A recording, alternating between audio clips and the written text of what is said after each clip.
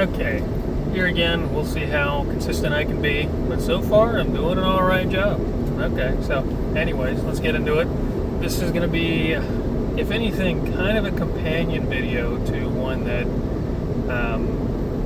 a good acquaintance, I suppose, just made today, and it's by Tyler J. Blanchard. You can look him up on YouTube. Great guy, as far as I can tell. I don't know him that well yet, but we'll see. But anyways, his video is essentially about how you can have your kids go to a mainline Protestant church.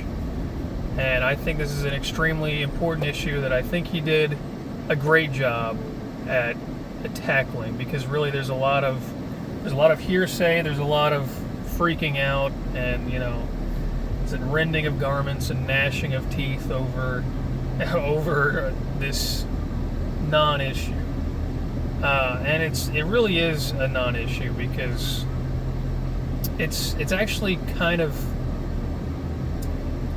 maybe counterintuitive to what you may think it is, and it's sort of in a way that Tyler talks about. So he was mentioning that there are three main types of mainline Protestant churches, and this really kind of applies to most churches. It's just even your Southern Baptists, it's just there's more or less of any one of the three types. So it would be like, your flaming liberal, super gay, very lib, probably heretical mainline Protestant church. There's not very many of those in Catholicism or Eastern Orthodoxy or what have you, but they do still have those in in the Catholic Church for sure, and in the Baptist Convention. I believe they probably have something like that in the Southern Baptist Convention. They have that in the ABC USA. They have that in, I'm sure, the LCMS. It happens to a lesser degree in a lot of the other denominations, but it happens. And then you have your average sort of Democrat voting church, Democrat voting congregation church, and essentially that's the kind of church that I go to. Now, I'm not even going to say that my church is majority, political liberal.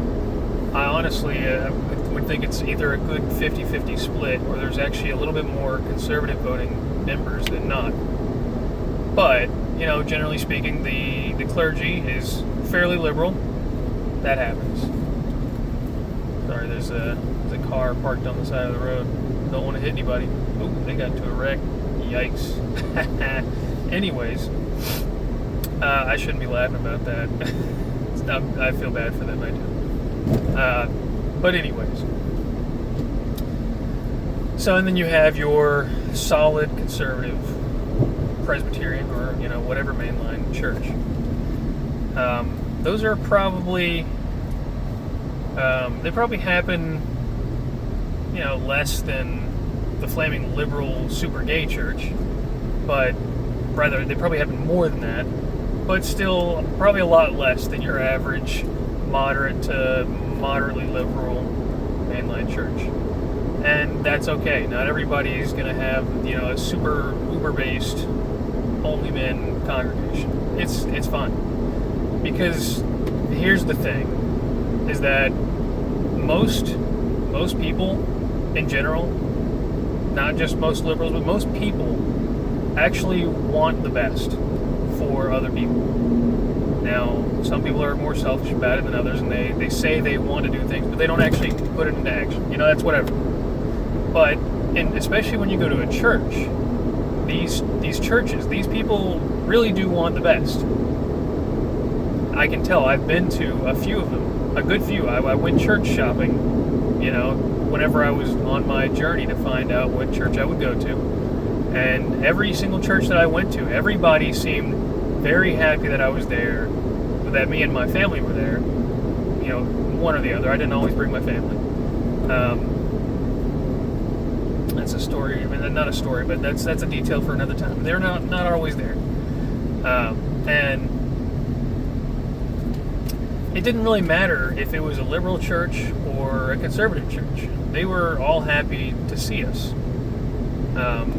because they like to see people go into God's holy Catholic Church. You know, it's not so much about the politics for a lot of people. Now, like Tyler says, if you go into one of those, rainbow flags everywhere, the pastor is, some kind of two-spirit, half trans or semi-transsexual, demi-gay, lesbian pastor. I don't know what even all that meant, but if you had one of those, yeah, probably don't go to that. That's not actually what anybody in the Operation Reformation, or formerly known as Reconquista, has ever suggested. Don't do that. In fact, even if you're just by yourself, you don't have a family to worry about, probably don't do that. It's not likely to change anybody's minds. But I'm getting off subject. So, the vast majority of the churches you're going to find are going to be somewhere moderate. That's the kind of church that I go to. That's the kind of church that Tyler says he goes to, essentially. And I have 2 little kids. He has 3 little kids. And we actually chose our church because they're supposed to have a great kids program. And so far, they really do. They've treated our kids, well, mainly our one kid, because he's almost 2, so he's not very old yet. But they've treated him very well, and all the other kids we see seem to be very happy to be there. They've got, a playground, got, very robust kids programs, including, a music program for littles that I'm excited to get my kid into. And see, here's the thing, is that even if you have teachers in any of these programs that are teaching these kids, more liberal ideas, the thing is, that's not necessarily bad. See, at me as a conservative, I can understand that there are parts of the right that are missing, Christianity. That's why the Republican Party is not the party of God. Now, they're more Christian than not, and so I actually tend to think that they're more correct than not, but it's not the party of God, not by a long shot. And so there are factors like charity. That is probably the biggest thing that liberals do. Honestly, it seems to me better on the whole than conservatives do. They are really big on charity. If there's one thing that they push, no matter what type of liberal you're talking about, it's charity. Do they always follow through? No. But when does anybody ever?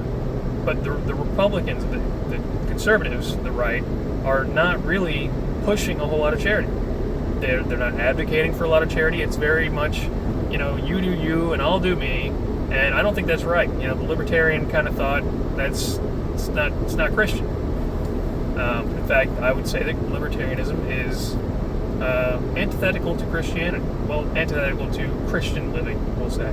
It's not against Christianity as a whole, but I don't think you can be a very competent. Another sidebar that I should wait for another video. Anyways, so these teachings are not. If you have a liberal teacher teaching your kids, they're not just going to flip your kid into a flaming Satanist or something. It's just not going to happen. And see, here's the thing: is that there's this mindset that if your kid is taught anything liberal, they're going to, like I said, kind of turn into a flaming Satanist or something like that. Meanwhile, it's actually couldn't be further from the truth. If you expose your child to, some amount of other political ideologies, but you have a good answer as to why you don't agree with that and why you think that may not be right, your kid is actually going to be more likely to understand and take up your position. Now, obviously, you don't want to bathe them in liberal ideology, like especially Christian, or rather, liberal Christian ideology. But some is not going to hurt them because they're going to have questions eventually, or they're just going to be completely bigoted against liberals in general. I mean, how many people do you know that, how many people do I know? I guess I don't know. Everybody lives in the South, but I know a decent few people that are essentially, they think that liberals are evil, just on the whole. Some of them are, but on the whole, they believe that liberalism and liberals are just, flat out evil. And I don't think that's necessarily the case. I think it has a lot of good-meaning people. Maybe liberalism is evil on the whole, but the people that believe in it are not. Not all of them. And so, it's not going to hurt your kids to expose them to some. In fact, it will only help them. I think I didn't finish my thought. I'm kind of all over the place. Sorry. But how many people do I know that are, only Republican and they think liberals are evil? There's a good few that I know. And whenever I would actually talk to those guys about, more in-depth political talk, I would find out they really just don't understand it at all. They don't understand anywhere it comes from. They don't really try to understand it. They just don't get it. And so your kid is going to go through that phase if you completely remove them from it, where they're either going to be hateful against liberals, unfairly targeting them, possibly, or they're going to start questioning you, because if they feel like your motives are not good and righteous, they might start exploring the other side, because they think, well, why are they hiding this from me? Is it because they think it's really that powerful? Maybe there's something to it, if it's really that powerful. But whereas if I have my kid in this church that is somewhat liberal and I say, hey, these parts are not as good, and sorry, there was a truck waving me on. I was nodding to them.